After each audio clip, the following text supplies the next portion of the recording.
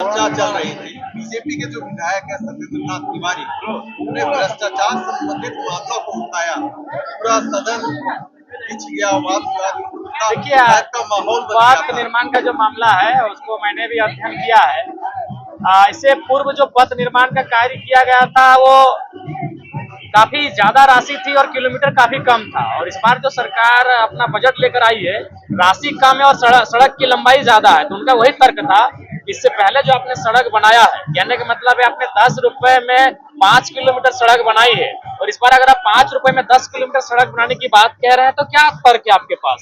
तो उन्होंने पूर्व का बजट को वर्तमान के बजट में तुलनात्मक अध्ययन करते हुए तर्क विधायक महोदय ने उठाने का कार्य किया था, जिसपे सदन में थोड़ा सा गहमागहमी हुई थी। सवाल? हाँ, पता चला कि शायद वो छत्तीसगढ़ के किसी जेल में थे, उन्हें रांची पूछताछ के लिए लाया जा रहा था। उसी क्रम में शायद वो घटना घटी है जिनमें उनको एनकाउंटर में मारा गया है।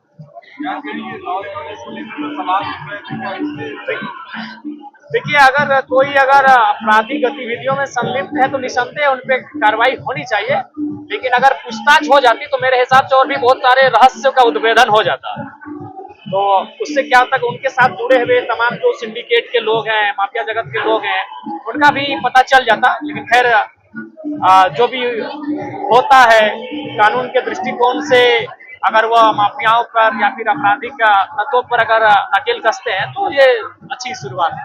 क्या जयराम जी मानते हैं कि कई राज्य दब गए हैं? निसंदेह, अगर आप इनकाउंटर जैसी घटनाएं घटती है तो कुछ राज्य कहीं ना कहीं दफन हो जाते हैं, और शायद वो राज्य सफेद पोस्ट तक आ सकते थे, वो राज्य खाकी से आकर टकरा सकती थी, तो निसंदेह हो सकता है। होली मिलन समारोह यही है। देखिए, होली को लेकर ज्यादा कोई उत्साहित नहीं है, आप लोग इसको कवर कर लीजिए। होली एक राजनीतिक होली का अर्थ तभी होगा जब राजनेताओं के माध्यम से जनता के जीवन में खुशियां आए। व्यक्तिगत होली अब मनाइए, परिवार के बीच होली मनाइए, लेकिन राजनीतिक होली मेरे हिसाब से तभी मनाई जाए जब राज्य की जनता खुशहाल हो। अभी आज महत्वपूर्ण बजट पे चर्चा हो रही थी जिनमें आपका भूमि विभाग का मामला था, और मैंने उस पर कहा भी कि आज अगर आप अंचल को दुरुस्त नहीं करते हैं तो हर एक घर में भाइयों के मध्य आज एक द्वंद्व चल रहा है।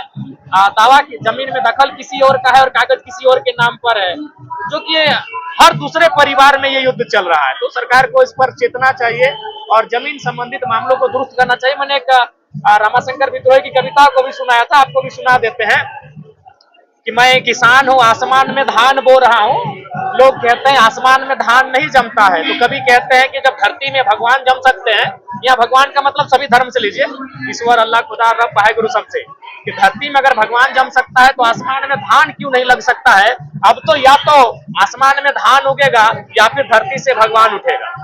तो मैंने उस कविता को इसलिए कोट किया कि मैं ये बताना चाहता था कि आज देखिए, ईश्वर, अल्लाह या रब कहिए, ये मान्यता है कि चांद, सूरज, पृथ्वी, तारों को उसने बनाया है, और आज वो मंदिर, मस्जिद, चर्च, गुरुद्वारा के नाम पर लाखों लाख एकड़ जमीन में भगवान स्थापित हो चुके हैं। जब भगवान के लिए जमीन इंपॉर्टेंट है तो एक आम इंसान, एक मिडिल क्लास फैमिली के लिए जमीन का कितना इंपॉर्टेंट हो सकता है? मैं ये तर्क देने का प्रयास कर रहा था। इसीलिए मैंने कहा कि जितना भी आपका जो सीओ अंचल कार्यालय है, जहाँ जो समस्याएं हैं जमीन को लेकर, ऑनलाइन होने के बाद रसीद में, उन समस्याओं को दुरुस्त किया जाए। मैंने ये कहा जीएम लैंड, अभी भारतमाला प्रोजेक्ट को आप अध्ययन कीजिए, वो भारतमाला प्रोजेक्ट आपको बहुत कुछ कहेगा।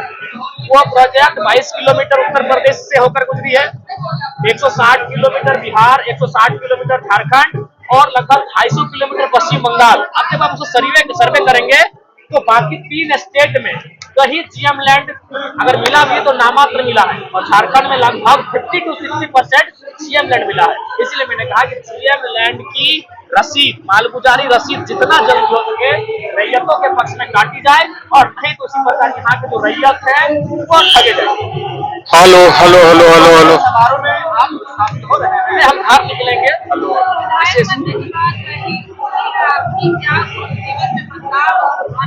बदलाव विशेष नहीं है, बस यही है कि मैंने एक प्रोटोकॉल में आए तो जो काम होते हैं, जो सवाल होते हैं, उन पर कार्रवाई होती है। जैसे मैंने ITI कॉलेज और डिग्री कॉलेज का मामला सवाल में उठाया था, सवाल में हम उठाए और उसके बाद तुरंत वह कार्रवाई होना शुरू हो गया।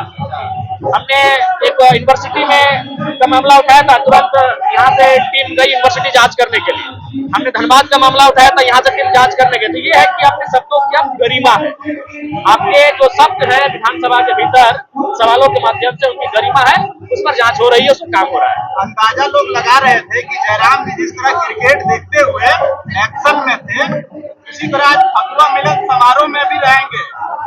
नहीं तो लेकिन आप कह रहे हैं कि घर जाएंगे।